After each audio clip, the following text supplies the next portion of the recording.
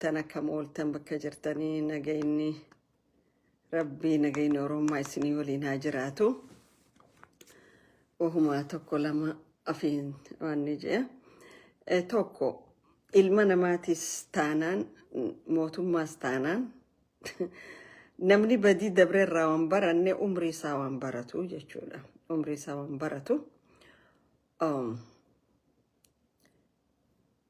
نمني مخلي مالين دوغوري وجيت يتخلي خيست إرني مالي تعرى خيست توجبيني مالي جي إيفالويت إفقود آيو هندمني بك فقودكو هندندو يشولا تناف عموتو من بيا إثيوبيا جانتون رفا دبران غافا رفوس ليغو أوروموتين رفا غافا دبروس ليغو أوروموتين دبرا ركون إيسا جرتي ركون يرو هندا جولي أورومو غتي خفال شفتتون إيسا رفتي أما درجوت أوروميا خيستيس نانا ودانغارتيس درجوت نوغار جاني أجرا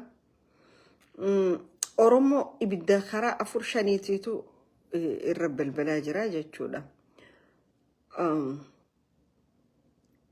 مالف كنتها توكون كينيا سلا إف كيس ديبيني وإف غافا نوف ديبيني أركنا يتشولا وان كان وان أما تهاجرو خانا أكا خلي جمتاك أبانتي أكا خلي والأجيات الرتي أكا خلي والجلديمات الرتي مالتو والنو أجيسيسي ولينو أبوم سيرا كوجرتو فرماتا خانو ندد أبسيسي خجو جرومتي خيست إيجان إفباري أورومون برا درجيتيس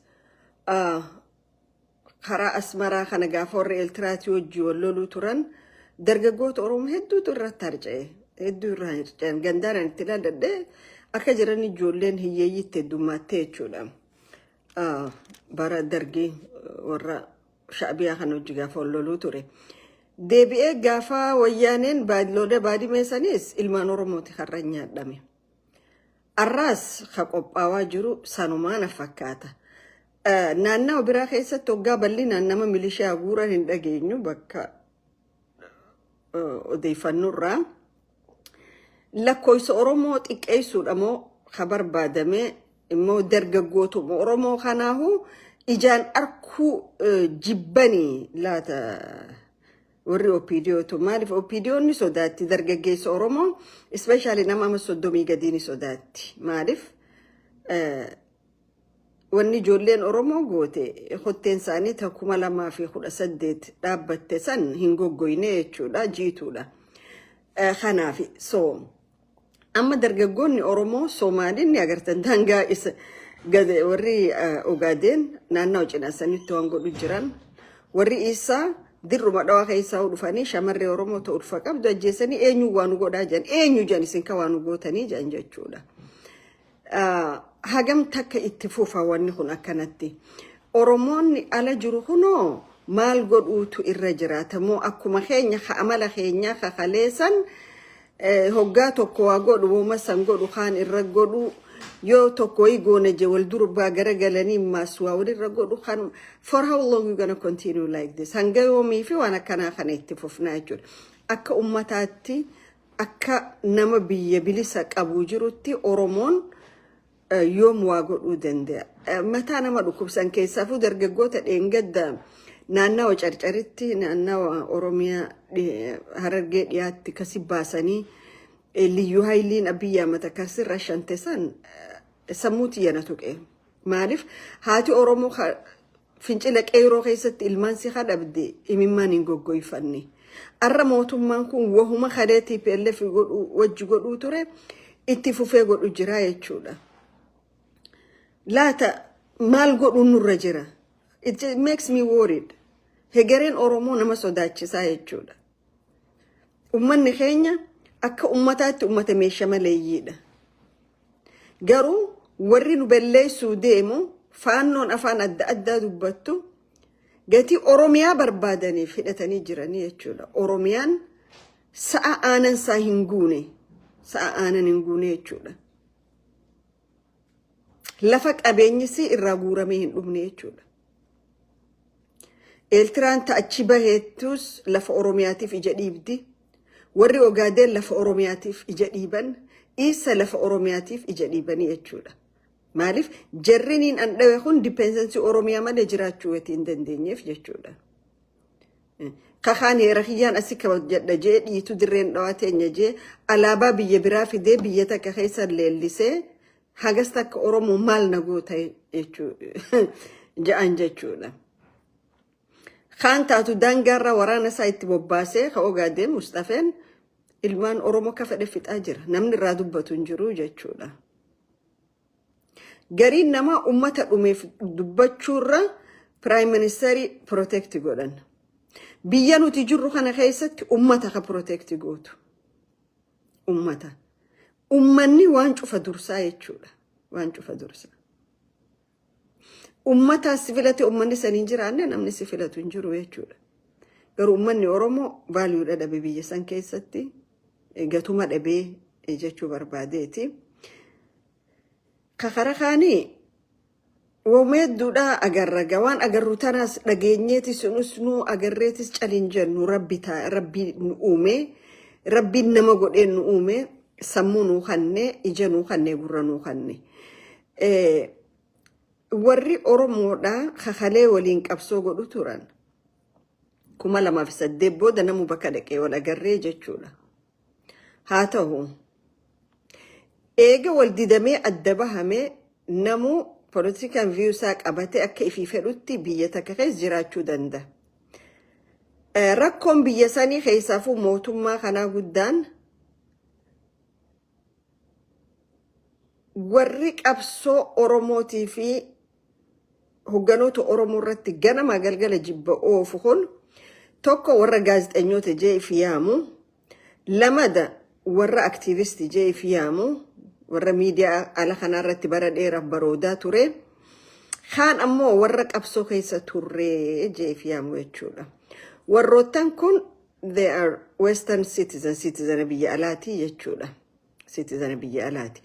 Dhaabni tokko gaafa ama 20 ama 30 ama 10 keessaa baate naan ta'u jettee arra garuu mootummaan kun ilmaan ganda keetii waan ta'eef isaan jala dhokattee hogganoota Oromoo kabiraa attaa godhu maaltu fide. Mootummaadhaan walitti dhaadachuunis ni jira ka Oromiyaa bulchu jiru ilma ganda kiyyaati, ilma abaluu kiyyaati. Nutiitu arra taraa qabaa akkana isin goonaa jettanii hoggaa Oromoo irra dhaadatan xiqqoo takkallee isin hin qaanfachiisu xiqqoo sheemiin qabdanii dhuguma rabbiitiin jedha. Maaliif gariin keenya wal beeyna qaamaanis wal beeyna ka qaamaa waliin beeynes bilbilaan wal beeyna. Maaliif Aba orratti akkana duulu isin barbaachise. You know what isin abaarsa abaa waan qabdaniif hin milkooytan. Obboleessi angafni yoo nama abaare namarraa arkata. Haadha abbaan yoo nama abaaranis namarraa arkatu. Abaarsa abaa qabdanii bakka takka hin geessan. Okay. Buhoo keessan silaa gabbaasanii hedduudha haragaan jiru. Garuu mootummaa if duuba keessee anshimeen ganda kiyyaa protecti no godhaa. Oromoota gartee dhaaba siyaasa adda addaa qabu. Kanaannawa seentara anteeni seentara ala jiru kana akka fedhettiin attaa godha yoo jette yeroo numa dhufti namuutiifuu. Garuu gatii lafti tuulama jiddugala Oromiyaa taateef gatii burqaan siyaasaa biyya sanii maashinni yookaan injinniin siyaasaa biyya sanii jiddugala saniif hogganamuuf. Ani jiddugalattiin dhaladhee nama biraa kan fedhe irratti irra baxraan jechuun ati gadhee ta'uu keessa agarsiisaa jechuudha. Mataan isin deemtaniin qafoodha. Qaamni keessan akka jiru taguugaa jechuudha. Maaliif gariin kee ganna 20 eegaa baa'oo keessaa baate wayibi. Ijoolleen gaafas dahamte arra fuute arra maaliif haareetti abaa irra dhaadachuun si barbaachise. Waayi. Garin keessan citizen Amerikaati, garin keessan citizen Kanadaati, garin keessan citizen Holland, anywhere. Rakkoo biyya sanii rakkoo nagaa katee jiru warra citizen biyya alaa qabatee biyya keessaa akka fedhe namaan jechuu jiru jechuudha. mootummaa kana silaa warra isa faarsurra warra isa abaaru silaa dhaggeeffatee gaariidha. Warri isa abaaru sirraayif isa abaaraa jechuudha. Warri isa faarsu immoo lubbuu qulqulluu galaafadhuu jedhaniiti isa faarsanii jechuudha.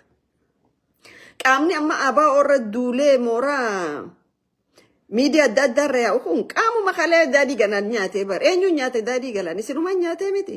Eenyuun nyaate battee urgeessa? Eenyuutu taa'ee danda'a ol darbee shalab godhee kaa? Isinii miti. Oromoon bira maal isinirraa expect godhare?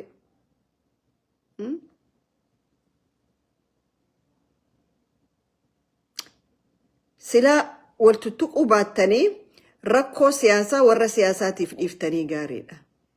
Rakkoon siyaasaan abbaadha qabdi. Okay? Yoo ala kana dalagattee jiraachuu dadhabde nama arrabseetiin mindaa mootummaarraa fudhadhaa jechuun I don't know kanu kamitti karaa lamu jechuudha.